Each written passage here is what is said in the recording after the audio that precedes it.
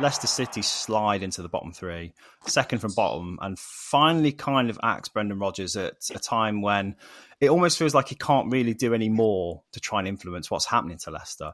So the question for you, Dave, is what is happening to Leicester, and how much of that is down to Brendan Rodgers as well? Because he's been given a lot of goodwill, and rightly so. He's brought a lot of unprecedented success to the club, won the FA Cup for the first time in their history, but he had to go, really, didn't he? I think there's been a sense of inevitability about the outcome, hasn't there, really, for a while. It's just been, everyone's been wondering when it's going to happen. I think they were probably looking at potentially looking at a severance package at the end of the season from the way things are going, because performances, results, there wasn't any consistency whatsoever. So I don't think it's a surprise to anyone to see it happen. But I just think it's probably more of a surprise because they've actually let it go on for this long. Which is, strange in itself. But, I mean, we've always said, haven't we, particularly over the last few months, and even towards the end of last season, that it's been dangerous for Leicester because there's so many players in that squad who, their futures are in doubt. So you've got to wonder whether the focus is fully on, the team's performance, on the team. There's a lot of individuals in there who are probably looking elsewhere as well. So there's a lot of factors that have made it really difficult for Brendan Rodgers to do his job well. You look, obviously, the lack of investment in the team over particularly the last year, and that immediately handicaps you. And surely, as a squad member, you've got to be looking and thinking, well, why are we not investing? And because when you get new players in and new talent, it automatically gives you a lift. So you can understand that obviously the morale has got to be a low point in that squad, amongst the squad. And I just feel as though it was coming to a head, and it sounds like they've not got any plan in place for a replacement. So where do they go from here? Well, I think it's another thing where the optics of a defeat against Crystal Palace, in the way they down tools the place, seemingly didn't seem to try.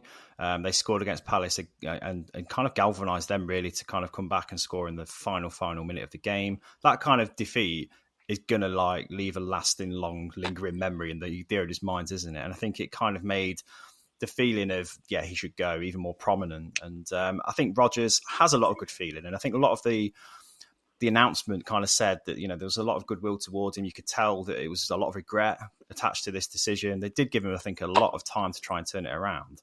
But their slide, even since they beat Villa, it seems like ages ago now, has been huge, hasn't it? Despite new signings being put into place. But what is Leicester's plan now, Miles? Because they look like probably one of the least informed teams down there, and they've just made this decision. Is anyone going to come in and make that any better for them, do you think? Is there any such thing as a new manager bounce when the club is so negative at the minute? I don't really know what Leicester are hoping to achieve now, because if they wanted stability and they felt like Rodgers' time was up, that was evident a long time ago. And I don't see anyone on the market right now, managerial market, that comes in and turns this around very quickly. If that's what Leicester wanted as a short term, they would have acted sooner and got Dyson, for example. They didn't do that. So where do Leicester go from here? Because it seems like for years their plan was buy cheap, sell for a high price, and then reinvest that money in the squad. And then the last 2 years, they bought cheap, sold for a high price, and stopped. So you look at that squad that Leicester have got now, you've probably got 3 players that if they went down would get bought by other clubs, and one of them's out of contract in the summer anyway. Unless I'm forgetting people. Yuri Tielemans, he'll get a move somewhere. Maddison will end up at Newcastle. Harvey Barnes is a very good footballer. Yeah. Short of that, I actually don't think there's a lot of quality in this Leicester squad. You've not seen Patson Daka fit in the way that you wanted to. Wilfred Ndidi's dropped off a cliff really over the last year or two. The defence is so much poorer than it's ever been. Even a couple of the players that brought in, I don't think Suter's been particularly good for them since he's come in. No, and again, from a championship club, right? So there's only kind of one place that Leicester are looking. I'm disappointed because Leicester were kind of the neutrals' favourite for a really long time. They had that miraculous season. Rodgers did incredibly well with them and kept trying to challenge for top 4, but maybe he should have left a bit sooner when things were looking good, because actually his stock was so high. There was talk of him getting some of the biggest jobs. I don't really know where Rodgers' level is now, and I don't know what Leicester's level is. I feel for him. I actually feel for him, because if you don't buy anyone for 2 transfer windows, basically, and you let all your best players go, Maddison has had 2 long injury spells, and when he came back, they were in a better form. I don't really know what Leicester expected to achieve this season. He's not blameless. He's a calamity at times, Rodgers, and I think all you need to do is look at their defensive work and how they defend set pieces for the last 2 seasons. And the fact that he's not addressed that shows that it probably wasn't going to work for him. But it's just odd timing to me, because I don't know where Leicester go from here.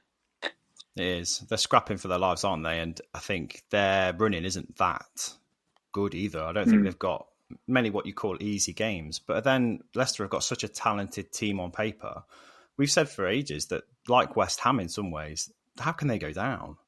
But no team's too good to go down. There's so many teams involved in this relegation battle. Look how many teams are kind of taking action right now with this many games to go down at the bottom. It's probably not the last one we'll see either. It's a really strange season, isn't it? And for Leicester, I can see why they're doing it. They're seeing that the benefit of making change has got to be better than what they're seeing at the minute, which is a real decline. But again, as to who they go for, I have no idea.